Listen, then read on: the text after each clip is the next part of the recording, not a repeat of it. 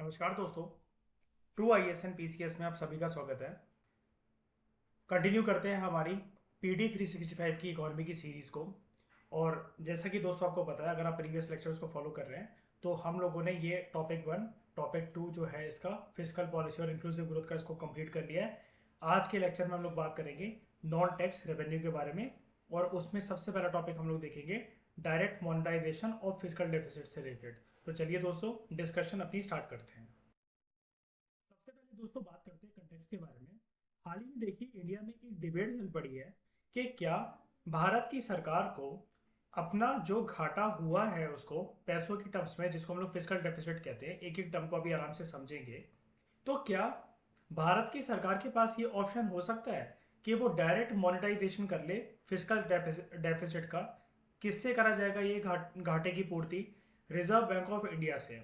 और ऐसा ज़रूरी क्यों आ गया एकदम से, ये नेसेसरी कंडीशन क्यों पैदा हुई कि ये डिबेट जो है वो अराइज हो गई कि एक तरीके से इंडिया की गवर्नमेंट को डायरेक्ट मोनेटाइजेशन का रूट पकड़ना चाहिए अपने घाटे को पूरा करने के लिए? जैसा कि हम सब जानते हैं, कोविड 19 की महामारी, स्पेशली सेकेंड वेव जो थी कोविड 19 इन्फेक्शन की, जिसकी वजह से इंडिया की सरकार को इतना ज़्यादा पैसा खर्च करना पड़ा। Tax revenue, non tax revenue, एक तरीके से जो भारत की सरकार के पास जो खजाना था उसके अंदर जो पैसों की टर्म्स में गिरावट देखने को मिली है। तो क्या इस गिरावट को पूरा करने के लिए, इस घाटे को पूरा करने के लिए, क्योंकि सरकार के पास और भी स्पेंडिंग काम होते हैं कि जहां पर सरकार को खर्च करना पड़ता है पैसे अपने अलग अलग एरियाज में, है ना? तो ये सब चीज़ों के लिए सरकार को चाहिए पैसा। तो क्या वो पैसा आ सकता है? इस आर्टिकल का मेन मुद्दा है डायरेक्ट मोनेटाइजेशन के रूट से। सबसे पहले बात करते हैं कि अब जो हम घाटे की बात कर रहे हैं उसको टेक्निकल लैंग्वेज में हम लोग बोल रहे हैं फिजिकल डेफिसिट। फिजिकल डेफिसिट मतलब एक तरीके से सरकार का जो घाटा होता है, वो अभी हम नीचे समझेंगे इसका मतलब क्या होता है और उसकी फाइनेंसिंग के इस घाटे की पूर्ति होनी कैसे चाहिए। तो सबसे पहले आप टॉपिक का मतलब समझिए आराम से। बात करते हैं दोस्तों फिजिकल डेफिसिट की मीनिंग के बारे में आराम से।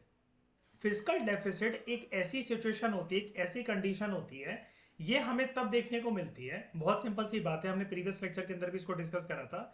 जब सरकार की आमदनी जो होती है, ठीक है, इनकम जो आ रही है वो कम आ रही है और खर्चा जो हो रहा है वो ज्यादा हो रहा है। कहने का मतलब ये है, इसको आप ऐसे समझ सकते हैं, आमदनी 98, खर्चा रुपया, कि आपके पास आ रहा है 50 पैसे अमाउंट और जो आपका एक्सपेंडिचर है, जो आप खर्चा जो कर रहे हो वो कर रहे हो 1 रुपए का। तो ऑब्वियस सी बात है आप 50 पैसे के घाटे में चल रहे हो। ठीक है। अब एग्जाम्पल देखिए यहाँ पर, मान लीजिए सरकार के पास जो है टैक्स कलेक्शन वो काफी कम होता है। ठीक है, सरकार के पास टैक्स से पैसा काफी ज्यादा कम आया। लेकिन जब कोविड 19 की महामारी जब चली थी, जैसा कि हम सबको पता है, टैक्स के जो सोर्सेस थे, जो कि सरकार का मेन सोर्स होता है, उसमें गिरावट आई। लेकिन सरकार को अपना expenditure health care, non health care और नेसेसरी कंडीशन देश को चलाने के लिए उसको काफी ज्यादा परसेंटेज से, काफी ज्यादा मात्रा से बढ़ाना पड़ा। सवाल ये उठता है ना कि खर्चा जो ये सरकार जो ये कर रही है, प्रीवियस सेविंग जो पड़ी हुई थी सरकार के पास, सरकार ने उससे कर दिया। लेकिन एक तरीके से सरकार की जो तिजोरी है उसमें तो एक तरीके से पैसों की गिरावट साफ साफ देखने को मिली है ना, कि एक्सपेंडिचर काफी ज्यादा हो गया और जो रेवेन्यू था जो सरकार के पास जो आना चाहिए था वो इतना आया नहीं कोविड 19 के टाइम पे। तो इंडिया के फिजिकल डेफिसिट की अगर हम लोग बात करें तो घाटा कितना हुआ इंडिया को, 2020-21 के आंकड़ों की बात करें तो पूरे जीडीपी का 9.3% हमारा फिजिकल डेफिसिट रहा। ठीक है। और 2021-22 की अगर हम लोग बात करें तो ये मतलब जो 2020-21 है, ये आप समझ सकते हैं पहली वेव और ये दूसरी वेव। दूसरी वेव में घाटा जरूर थोड़ा सा कम हुआ लेकिन इतना कम भी नहीं हुआ। 6.8% ऑफ जीडीपी काफी ज्यादा बड़ा फिगर होता है दोस्तों। ठीक है। अब इस घाटे की पूर्ति करनी है तो उसको कहा जा रहा है फाइनेंस करना है, इस फिजिकल डेफिसिट को। ठीक है। तो जब इस फिजिकल डेफिसिट को फाइनेंस करना है तो सरकार के पास ना बड़े सारे ऑप्शंस हैं अवेलेबल। ठीक है। अब हम यहाँ पर इमेज के अंदर जो हमें बोल रहे हैं, राइटर के नीचे देखो इमेज के अंदर, तो यहाँ पर इमेज के अंदर देखते हैं। जब भी सरकार को दोस्तों घाटा होता है ना, तो सरकार के पास बड़े सारे ऑप्शंस अवेलेबल होते हैं घाटे की पूर्ति करने के लिए। उसके लिए अंग्रेजी में टर्म यूज करी जाती है घाटे को फाइनेंस करना। घाटा मतलब क्या? Physical deficit. फिजिकल जो वर्ड होता है ना दोस्तों, एक चीज मैं आपको बता दूं, फिजिकल जो वर्ड होता है वो गवर्नमेंट से रिलेटेड होता है। डेफिसिट का मतलब होता है किसी भी प्रकार का घाटा। ठीक है, किसी भी प्रकार का घाटा, लॉस। और हम लोग क्योंकि इकोनॉमिक्स पढ़ रहे हैं तो उसमें आराम से इसका ये मतलब आप समझ सकते हैं जब एक्सपेंडिचर आपका ज़्यादा है आपके रेवेन्यू से, ठीक है। और ये जो वर्ड है ना फाइनेंसिंग, फाइनेंसिंग का मतलब होता है कैसे ना कैसे करके मेरे पास अलग अलग सोर्सेज से पैसा आ जाए, तो उन पैसों की मदद से मेरे को जो डेफिसिट हुआ है ना, जो घाटा चल रहा है, वो एटलीस्ट मेरा एक्सपेंडिचर रेवेन्यू के पहले जितना, मतलब एक पहला लेवल तो मेरा ये होता है, फाइनेंस करने का मकसद ये होता है कि मेरा एटलीस्ट रेवेन्यू जो है वो एक्सपेंडिचर को मैच कर ले, बिल्कुल न्यूट्रल हो जाए पोजीशन। उसके बाद फिर मेरा रेवेन्यू ज़्यादा हो जाए और एक्सपेंडिचर जो है वो कम हो जाए, तभी तो आप एक तरीके से प्रॉफिट में आओगे। यहाँ पर लॉस की सिचुएशन क्यों है? क्योंकि एक्सपेंडिचर ज़्यादा है, खर्चा ज़्यादा है, रेवेन्यू कम आ रहा है। हमें करना क्या है, ठीक कैसे करना है, सॉल्यूशन ओरिएंटेड कैसे बनना है, कि हमें एक्चुअली ये देखना है कि हमारा रेवेन्यूज के सोर्सेज कैसे डाइवर्सिफाई होकर पैसा ज़्यादा है और खर्चा कम हो। तो यही है दोस्तों, अगर आप तीन टर्म्स को ये ब्रेक करेंगे ना, तो आपको ये यहाँ पर ये देखने को मिलेगा।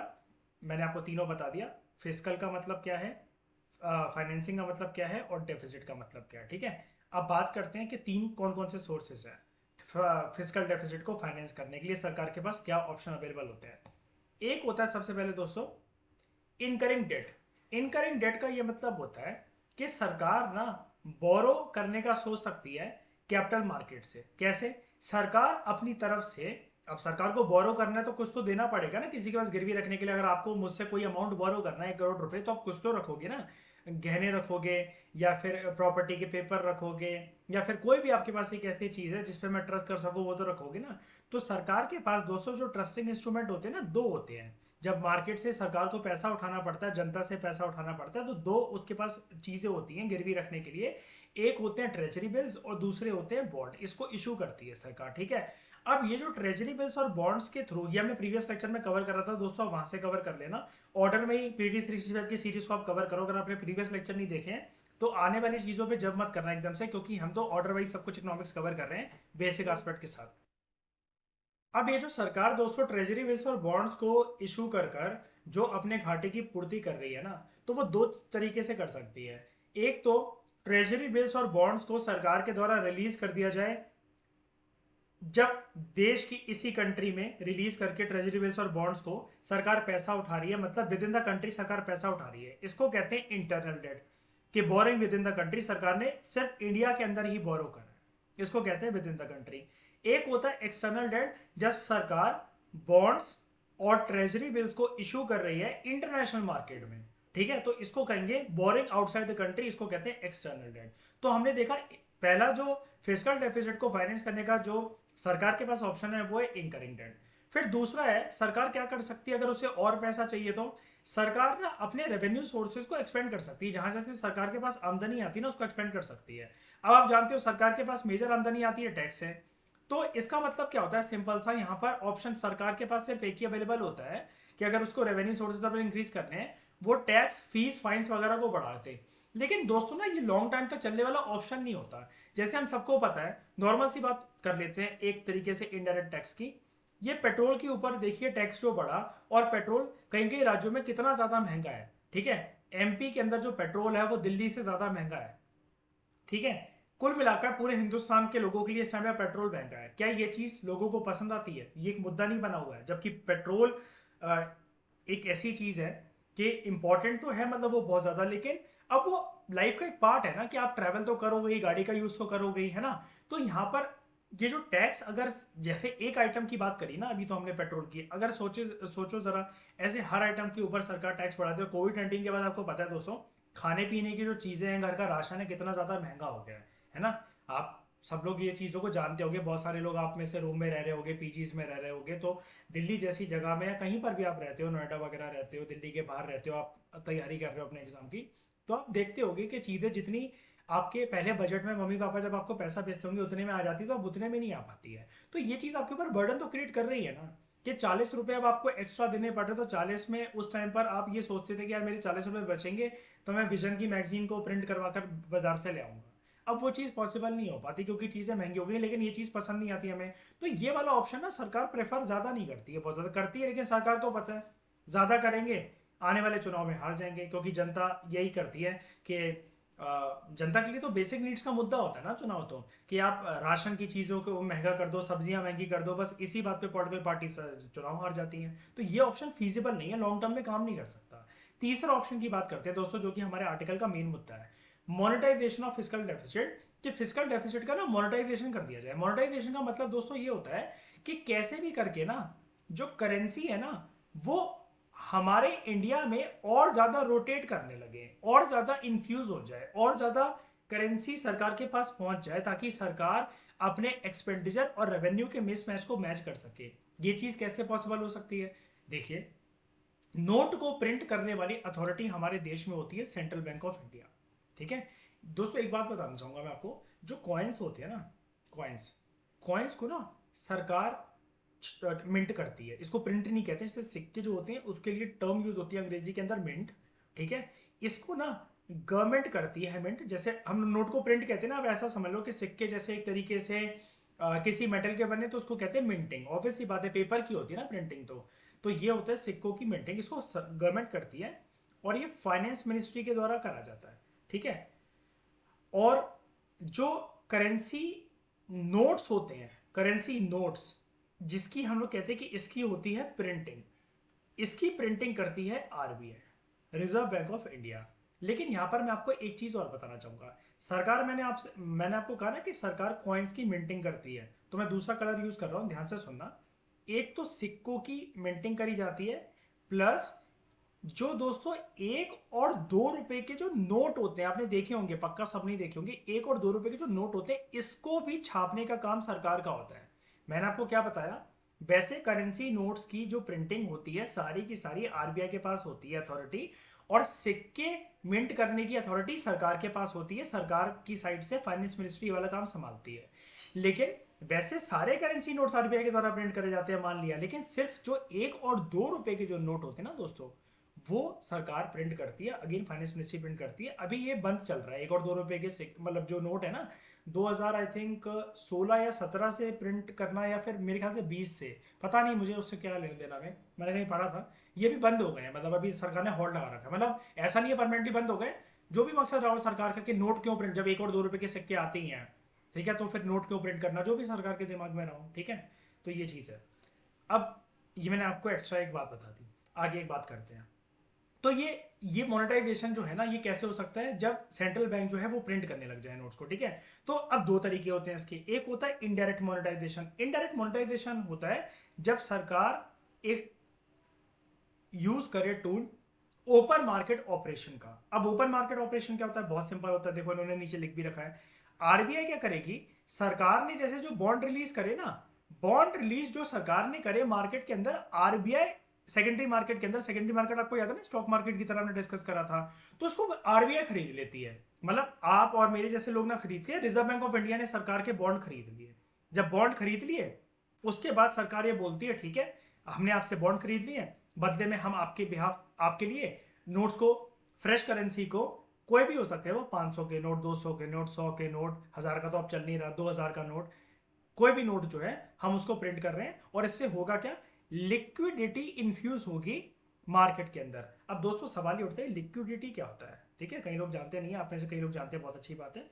लिक्विडिटी दोस्तों कुछ नहीं होता, बस कि जो पैसा जो रिलीज करा जाता है ना इकोनॉमी के अंदर, ठीक है, इसको कहते हैं लिक्विडिटी। जितनी ज्यादा लिक्विडिटी, इसका मतलब उतना ज्यादा पैसा घूम रहा है। जितनी ज्यादा लिक्विडिटी कम, इसका मतलब आरबीआई ने ज्यादा, मतलब एक तरीके से डिमांड और सप्लाई को मैच करने के लिए आरबीआई ने पैसा सक कर लिया है। सक कैसे कर लेता है आरबीआई पैसा, इंटरेस्ट रेट ज्यादा, लोन पे इंटरेस्ट रेट ज्यादा महंगे कर दिए, तो लोग मतलब अब खर्चा चाहकर भी कर नहीं पा रहे, वो सोच समझ के खर्चा कर रहे हैं, तो लिक्विडिटी खींच दी। अब इस केस में सरकार, ये आरबीआई क्या कर रहा है, सरकार के बॉन्ड खरीद के सेकेंडरी मार्केट से उसने फ्रेश मनी प्रिंट करे और इन्फ्यूज कर दिए इकोनॉमी के अंदर। इन्फ्यूज का मतलब क्या होता है, इंजेक्ट कर दिए, रिलीज कर दिए, वो पैसा घूमेगा तो देश में ही ना। ये होता है इनडायरेक्ट मोनेटाइजेशन। डायरेक्ट मोनेटाइजेशन क्या होता है, आरबीआई, बस फर्क देखो इतना ही होता है दोस्तों, दोनों केस के अंदर आरबीआई नोट तो प्रिंट करेगा ही। डायरेक्ट इनडायरेक्ट वर्ड्स में फर्क कितना है, इनडायरेक्ट में क्या है, आरबीआई ना सेकेंडरी मार्केट से बॉन्ड परचेज कर रही थी। जैसे मान लीजिए सरकार का कोई शेयर है, कोल अथॉरिटी ऑफ इंडिया का एक शेयर है, या बीएसएनएल का एक शेयर है मान लीजिए, आरबीआई ने उसको शेयर मार्केट से जाके खरीदा, ऐसा समझ लो आप। ठीक है, डायरेक्ट मोनेटाइजेशन में क्या होता है, आरबीआई ये बोलता है कि आप ना डायरेक्टली हमें बेच दो, आप उसको स्टॉक मार्केट टाइप जैसे किसी मार्केट के अंदर रिलीज ना करके आप मुझे कॉन्टेक्ट करो, मुझे फोन लगाओ, लाओ मुझे दो अपने सारे के सारे शेयर्स, ठीक है, और हम आपको अभी पैसा भिजवा, मतलब पैसा हम प्रिंट कर देते हैं, बस आपको शाम तक पैसा प्रिंट करना स्टार्ट हो जाएंगे, आप सारे शेयर्स हमें भेज दो, ठीक है। तो आरबीआई जो डायरेक्टली होती है गवर्नमेंट के बॉन्ड परचेज कर लेती है प्राइमरी मार्केट के अंदर, प्राइमरी मार्केट जब डायरेक्ट डीलिंग होती है इसका मतलब, और वहां पर क्या था सेकेंडरी मार्केट। यहाँ से भी क्वेश्चन बन सकता है दोस्तों, इंपॉर्टेंट है चीजें तो, क्योंकि बहुत माइन्यूट मतलब डिटेल है ना, तो इंपॉर्टेंट है वाली चीज, ठीक है। और फिर सरकार क्या कर, सॉरी आरबीआई क्या करता है, प्रिंट कर देता है नोट को, ठीक है, ताकि फाइनेंस करा जा सके गवर्नमेंट की स्पेंडिंग नीड्स को। स्पेंडिंग नीड्स क्या है गवर्नमेंट की, कुछ नहीं है, नॉर्मल भाषा में अगर हम उसको बोले वो सरकार का एक्सपेंडिचर है। और जब फाइनेंस होकर पैसा सरकार के पास आ गया, कैसे आया सरकार के पास पैसा, सरकार ने बदले में बॉन्ड दिए हैं आरबीआई को, ठीक है, खैरात का पैसा नहीं है, बॉन्ड दिए हैं सरकार ने। और बॉन्ड क्या होता है, या प्रीवियस लेक्चर के अंदर कवर कर लेना, वरना लेक्चर बहुत बड़ा बन जाएगा, मैंने उसके अंदर बहुत डिटेल में करवा रखा है बॉन्ड। तो एक्सपेंडिचर अभी तक क्या था, ज्यादा था रेवेन्यू से, ठीक है। अब क्या, जब सरकार के पास ये पैसा आ गया, लो हो गया मैचिंग रेवेन्यू से, ये तो सरकार चाहती थी। और थोड़े टाइम में इसके बाद क्या होगा, ये पहली स्टेज होती है घाटे की, ये दूसरी स्टेज होती है इक्विलिब्रियम कंडीशन की, और तीसरी स्टेज के अंदर होना क्या चाहिए, रेवेन्यू ज्यादा होना चाहिए, एक्सपेंडिचर कम होना चाहिए, इसको कहते हैं प्रॉफिटेबल कंडीशन। फिर यहां से कंट्री की जीडीपी जो है वो बूम करना स्टार्ट कर देती है, वो रॉकेट बन जाती है। बस इजी है। अब यहाँ से इसको फटाफट खत्म कर लेते हैं कि डायरेक्ट मोनेटाइजेशन होता क्या, डेफिसिट का सारी वर्ड्स हम सीख ही गए हैं, ठीक है।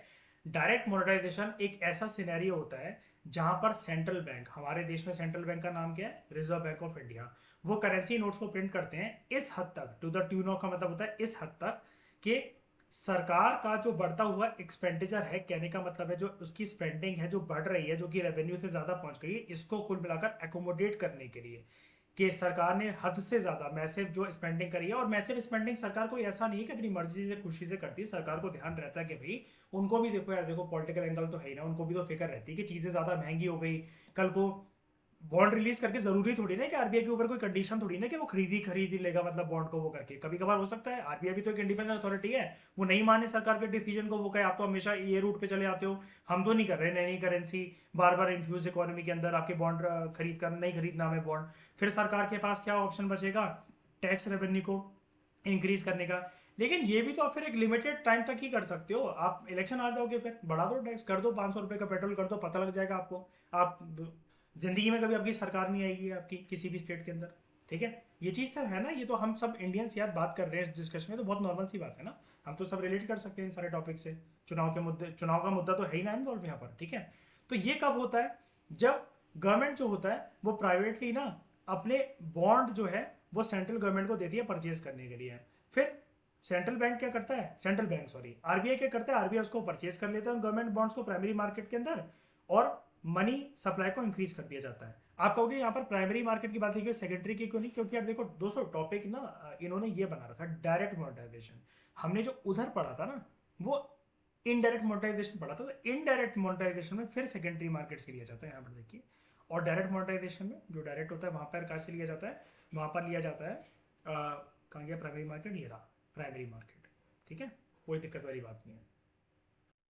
अब यहाँ पर एक बहुत नॉर्मल सी बात बोल रखी है, जरूरी नहीं है कि जब बॉन्ड खरीद लिए ना आरबीआई ने तो आरबीआई करेंसी प्रिंट करे, ये प्रिंट करना जरूरी नहीं है। सरकार को क्या चाहिए था यार, हमें ना बस पैसा दे दो यार तुम यार, अब चाहे तुम प्रिंट करके दो चाहे कैसा भी तो ये भी तो हो सकता है ना, नॉर्मल सी बात है यार। आरबीआई के पास पहले से पैसा अगर पड़ा हो तो सिंपल वो क्या करेगा, इलेक्ट्रॉनिक अकाउंट एंट्री में क्रेडिट कर देगा सरकार के अकाउंट में उसको, इलेक्ट्रॉनिक अकाउंट एंट्री करके। इलेक्ट्रॉनिक अकाउंट एंट्री करके मतलब क्या, जैसे मतलब मान लो कि मैंने आपसे बोला यार मुझे ना आप मुझे इतने पैसे चाहिए, ठीक है, मैंने कुछ गवर्नमेंट बॉन्ड्स रिलीज करे, आप इमेजिन कर लो आप कोई पर्सन हो, गवर्नमेंट बॉन्ड छोड़ो, नॉर्मल सा एक टाटा पावर का एक शेयर है, ठीक है, मैंने आपको बोला ये मैं अपने शेयर जो है मैं तुम्हें दे रहा हूँ, इसके बदले तुम मुझे पैसे दे दो, ठीक है। आपने कहा ठीक है मैं शेयर मार्केट में डील करता हूँ, मैं ट्रेडिंग वगैरह करता हूँ, इन्वेस्टमेंट करता हूँ, मुझे कोई दिक्कत नहीं है, आप में से किसी ने ऐसा बोला, ठीक है। अब यहाँ पर क्या है कि आपने, मैंने आपको शेयर दिया, ये शेयर है, और आपसे मैंने कहा मुझे रेवेन्यू वगैरह वो चाहिए, तो अब रेवेन्यू वगैरह आप कहीं से भी लाओ, मुझे क्यों करना, आप चाहे अपने बैंक में से निकाल के लाओ, किसी से मांग के ला रहे हो, आप करेंसी की फॉर्म में ला रहे हो, कुछ भी ला रहे हो, मैं आपसे कह रहा हूँ आप कैसे भी करके लाओ, मुझे ना शाम तक मेरे फोन पे के नंबर पर या फिर पेटीएम के नंबर पर इसको कर देना। अब मैंने फोन पे और पेटीएम क्यों बोला है, आपको ये चीज समझाने के लिए कि इलेक्ट्रॉनिक अकाउंटिंग एंट्री होती है यहाँ पर, ठीक है। तो इलेक्ट्रॉनिक तरीके से भी ट्रांसफर करा जा सकता है। डन। अब दोस्तों अगर मैं आपको बताऊं ना इसको कहते क्या है, जैसे जब आरबीआई ये वाला काम करता है ना सरकार के साथ मिलकर के, उसके बॉन्ड लेकर डायरेक्टली, बॉन्ड लेकर के मतलब बॉन्ड परचेज कर कर, और सरकार को जब पैसे दे देता है कि इकोनॉमी के अंदर इन्फ्यूज कर दो, तो आप इसको ऐसा समझिए, हेलीकॉप्टर आया, नीचे हेलीकॉप्टर ने बाल्टी लटका रखी है, बड़ी सी टंकी लटका रखी है, उसके अंदर नोट ही नोट है, करेंसी ही करेंसी है, और पूरी करेंसी इकोनॉमी के अंदर स्प्रेड कर दी उस हेलीकॉप्टर ने। वो हेलीकॉप्टर पूरे दिन घूमा, बाल्टी भर कर ला रहा है, बाल्टी में क्या, पैसे, नोट, करेंसियां, और इकोनॉमी को स्टिमुलेट करने के लिए कि भाई हर तरफ पैसा ही पैसा, पैसा ही पैसा। क्योंकि ऑब्वियस ही बात है, ये कंसेप्ट है समझाने का, हेलीकॉप्टर मनी कहते हैं इसको, कि सरकार के पास जब अच्छा खासा रेवेन्यू मिल जाएगा, मैचिंग हो जाएगी रेवेन्यू और एक्सपेंडिचर की, हो गया। और ये कब जाता है, क्राइसिस जैसी सिचुएशन के अंदर, जैसे इकोनॉमी के अंदर रिसेशन आ जाए। अच्छा दोस्तों मुझे एक चीज बताइए, ये आपकी रिस्पॉन्सिबिलिटी, रिसेशन को एक्सप्लेन करिए नीचे कमेंट बॉक्स में आराम से, ठीक है, कि सबको समझ में आए, कि जो कोई कमेंट पढ़े तो सबको समझ में आए कि रिसेशन का क्या मतलब होता है, ये बताना, ठीक है। रिसेशन, और रिसेशन भी बताओ और ये भी बताओ कि ये इन्फ्लेशन और हाइपर इन्फ्लेशन क्या होता है, इनमें फर्क क्या होता है, ये भी बताना। इन्फ्लेशन, हाइपर इन्फ्लेशन और रिसेशन, तीन चीजें आपको बतानी है कमेंट बॉक्स में, जरूर से बताना, ठीक है। दोस्तों एक बारी बात करते हैं हम लोग, ये जो डायरेक्ट मोनेटाइजेशन ऑफ डेफिसिट है ना, इसकी हिस्ट्री क्या रही है, इसके इतिहास के बारे में हम लोग देखते हैं कि हिंदुस्तान में ये वाला जो टूल और मैकेनिज्म है सेंट्रल गवर्नमेंट के द्वारा जो यूज करा जाता है, ये कब से करा जाता है। तो देखिए 1997 तक हमारे देश में मोनेटाइजेशन का ऑटोमेटिक रूट था डेफिसिट फाइनेंसिंग के लिए। सरकार क्या करती थी, एडहॉक ट्रेजरी बिल्स को रिलीज करती थी मार्केट के अंदर, आरबीआई ने इसको खरीदा और हो गया ऑटोमेटिक मोनेटाइजेशन। उसके बाद 1997 से 2006 तक वेज एंड मींस एडवांसेस नाम का एक मेजर चला, जिसने रिप्लेस कर दिया एडहॉक ट्रेजरी बिल्स को, और ये इफेक्ट में आया 1 अप्रैल 1997 से। अगेन दोस्तों आपके लिए चौथा टास्क ये है, आप कमेंट बॉक्स में ये बताएंगे ये वेज एंड मींस एडवांसेस क्या होता है, ठीक है। फिर 2006 से लेकर 2018 तक काफी लंबे टाइम तक क्या चला, कंप्लीट तरीके से प्रोहिबिट कर दिया गया कि सरकार जो है वो मोनेटाइजेशन का, डायरेक्ट मोनेटाइजेशन का जो है रास्ता नहीं अपना सकती है। कैसे, 1 अप्रैल 2006 से इफेक्ट में लाया गया इस चीज को, एफआरबीएम एक्ट का इंट्रोड्यूस, एफआरबीएम एक्ट का यूज करके, जो कि 2003 में लाया गया था। एफआरबीएम एक्ट में ये बोला गया कि कंप्लीट तरीके से प्रतिबंध लगाया जाए कि सरकार जो है वो डायरेक्ट मोनेटाइजेशन ऑफ डेफिसिट का इस्तेमाल नहीं कर सकती डेफिसिट को फाइनेंस करने के लिए। उसके बाद ये चीज अलाउ कर दी गई 2018 से। इसका मतलब अभी रिसेंटली कुछ सालों पहले क्या हुआ कि एफआरबीएम एक्ट के अंदर, physical responsibility and budget management act 2003 के अंतर्गत एक अमेंडमेंट करा गया, 2017 में अमेंडमेंट करा गया था। और यहां पर दोस्तों एक एस्केप क्लॉज डाला गया। एस्केप क्लॉज इस बात का डाला गया कि सरकार जो है वो आरबीआई को बॉन्ड अपने बेचकर फिजिकल फाइनेंसिंग, डेफिसिट फाइनेंसिंग करवा सकती है, लेकिन ऐसा नहीं कि किसी भी सिचुएशन के अंदर आपने करवा लिया। That condition should be crisis condition. अब सोच के देखिए दोस्तों, कितनी मतलब बढ़िया बात है कि ये एस्केप क्लॉज आया, 2017 के अंदर अमेंडमेंट हुई। यहां पर तो गंभीर तरीके से बैन था ना ये 2000, ये वाला 2006 से लेकर 18 के पीरियड तक। और क्योंकि 2018 से ये चीज करी गई और 2020 में ही कोविड आना था, तो अगर ये चीज नहीं होती तो सोच के देखिए सरकार का क्या होता। हाँ वो अलग बात है कि बाद में ऐसा कुछ करके ये चीज बाद में करी जाती, लेकिन इम्प्लीमेंटेशन में फिर टाइम लग जाता है ना एक तरीके से पार्लियामेंट्री रूट में, और ज्यादा दिक्कत हो सकती थी सरकार को। तो ये चीज सही टाइम पर कर दी गई, ठीक है। ये कुछ छोटी सी हिस्ट्री थी जो कि बहुत इंपॉर्टेंट नहीं है, लेकिन फिर भी याद रख सकते हैं आप। अब दोस्तों ये जो कुछ पॉइंट्स हम लोग डिस्कस करने जा रहे हैं ना, ये कुछ मेंस ओरिएंटेड पॉइंट्स हैं, बहुत ज़्यादा इंपॉर्टेंट नहीं है, लेकिन एक बारी नज़र मार लेते हैं, ठीक है। रीज़न क्या होते हैं कि सरकार जो है वो ये चाहती है कि डायरेक्ट मोनेटाइजेशन जो है वो हो जाए फिजिकल डेफिसिट का। तो सरकार को देखिए बड़े सारे जो है प्रोग्राम्स वगैरह चलाने होते हैं, तो सरकार को लगता है इससे डायरेक्टली पैसा जल्दी तरीके से आ जाएगा, ठीक है। उसके बाद डिफ्लेशन जैसी कंडीशन जो है इससे अवॉइड करी जा सकती है। कमेंट बॉक्स में आप बताइए ये डिफ्लेशन क्या होता है, जैसे मैंने आपसे इन्फ्लेशन पूछा, ठीक है। दाम क्या होते हैं, चीज़ों के हद से ज़्यादा सस्ते हो जाते हैं, ठीक है। तो फिर होता क्या, डिमांड सप्लाई में मिसमैचिंग हो जाती है, ठीक है। और मॉडरेट इन्फ्लेशन को इससे इस रूट के थ्रू, डायरेक्ट मॉनेटाइजेशन के थ्रू थोड़ा सा स्टिमुलेट करा जा सकता है लोगों के हायर स्पेंडिंग को इंकरेज कर कर। फिजिकल स्टेबिलिटी इससे मेंटेन हो सकती है। इश्यूज जैसे लिमिटेड सेविंग, गवर्नमेंट का इंटरेस्ट रेट बढ़ाना, ठीक है, बोरिंग कॉस्ट गवर्नमेंट की इंक्रीज होती जाती है, ये सारे इश्यूज जो होते हैं ये टैकल करे जा सकते हैं। लिक्विडिटी अच्छी खासी आ जाती है इससे फाइनेंशियल सिस्टम के अंदर, ठीक है।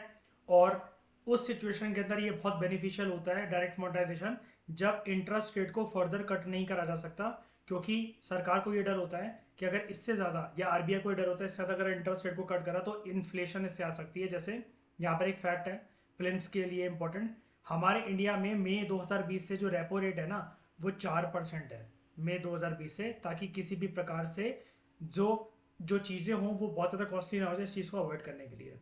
दूसरे और भी कुछ बेनिफिट्स मिलते हैं कि जैसे मैंने आपको बताया टैक्स वगैरह बढ़ाना एक फीजिबल ऑप्शन नहीं है ना, तो no increase in future tax burden, तो हद से ज़्यादा टैक्स का बर्डन जो है वो जनता वगैरह पे नहीं आता। लेकिन क्या उसके कुछ कंसर्न्स हैं कि अगर हम लोग डायरेक्ट मोनेटाइजेशन का जो रूट है वो अपनाते हैं, इससे कुछ क्या कंसर्न्स है, तो जी हाँ कंसर्न्स हैं। इससे कंसर्न ये है कि इन्फ्लेशन काफ़ी ज़्यादा बढ़ सकती है अगर सरकार जिस पर्पस के लिए पैसा ले रही है वहाँ उसको स्पेंड ना करे और अनप्रोडक्टिव स्पेंडिंग करे। जैसे साल 2008 की बात है, जिम्बाब्वे में भी सरकार और उधर की सेंट्रल बैंक के बीच में एक ये समझौता हुआ था कि ऐसा आप डेफिसिट फाइनेंसिंग करो नए करेंसी नोट्स को प्रिंट कर कर, और जिम्बाब्वे की सरकार ने बॉन्ड्स रिलीज करे थे, जिसकी वजह से हाइपर इन्फ्लेशन मतलब बहुत ही ज़्यादा चीज़ें महंगी हो गई थी, और इस कदर कि आप यहाँ पर देखिए इतनी परसेंटेज राइज हो गई थी प्राइसेस के अंदर। सोचिए जरा क्या हाल हुआ होगा वहां की जनता का। यहाँ कहने का मतलब पता है क्या है, सिचुएशन कैसी थी, जैसे मान लीजिए एक बंगलो और एक टूथब्रश की कीमत ना बिल्कुल सेम हो गई थी यहाँ पर। जैसे आप में से अगर कोई वर्ल्ड हिस्ट्री को जानता है तो कोल्ड वॉर के टाइम पर क्या हुआ था, जब यूएसएसआर डिसइंटीग्रेट हो गया था ना, तो उसके बाद यूएसएसआर जब रशिया बन गया था तो शॉक थेरेपी का एक प्रोग्राम आया था। उस टाइम पर भी कुछ ऐसे ही हुआ था कि जीन्स के और किसी घर के रेट सेम हो गए थे बिल्कुल। एक पर्सन को गाड़ी अगर खरीदनी है, कार खरीदनी है, या अगर वो शूज खरीदना चाहता है, सेम पैसों में आएंगे। इसको कहते हैं हाइपर इन्फ्लेशन।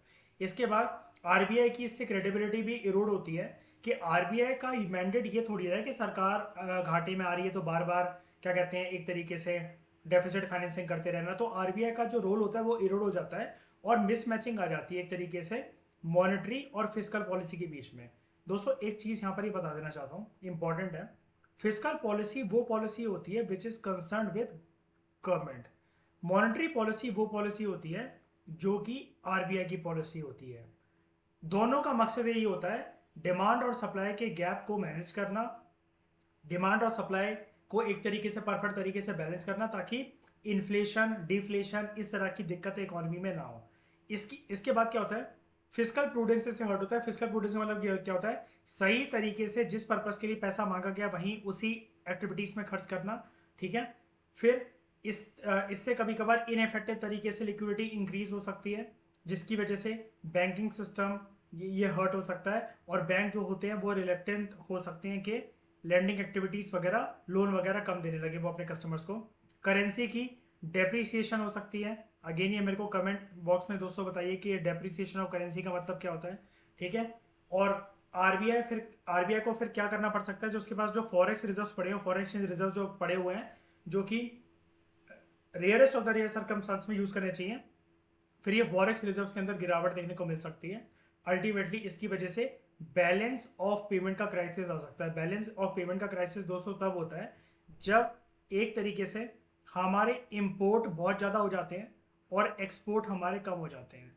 तो इससे होता क्या है, इंपोर्ट जब ज़्यादा हो जाएंगे तो जाहिर सी बात है पैसा जो है वो दूसरे देश भागेगा, और एक्सपोर्ट किस चीज़ को प्रमोट करता है कि गुड्स जाते हैं लेकिन पैसा देश में आता है ना। लेकिन अगर इंपोर्ट ज़्यादा हो जाएंगे और एक्सपोर्ट कम हो जाएगा तो होगा क्या, करेंसी कुल मिलाकर दूसरी कंट्रीज जाने लगेगी, जैसे मान लीजिए मतलब ये जाने लगेगी, और हमारे पास पैसा जो इनफ्लो होगा वो उसका काम आएगा। तो ये हमने, आई होप आपको पूरा आर्टिकल समझ में आया होगा दोस्तों।